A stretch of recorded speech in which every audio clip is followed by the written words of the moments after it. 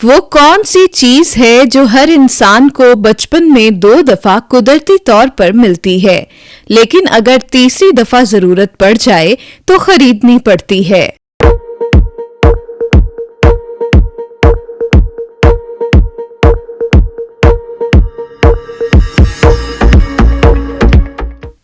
जवाब, दांत।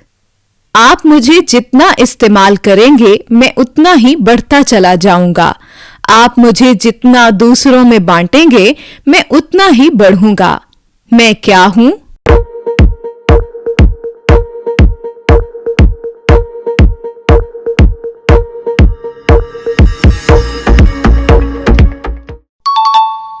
जवाब, इल्म। बरे सगीर पाको हिंद में वो कौन सी चीज है जिसे आधा खा लिया जाए तब भी पूरी ही रहती है?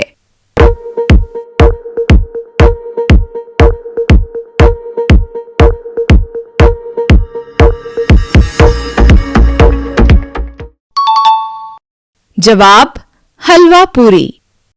मैं एक सब्जी हूं।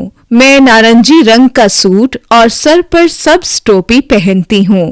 क्या आप बता सकते हैं कि मैं कौन हूं?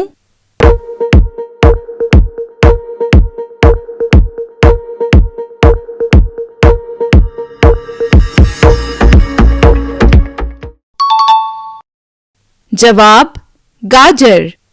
नाश्ते से पहले आप कौन सी 2 चीजें कभी नहीं खा सकते?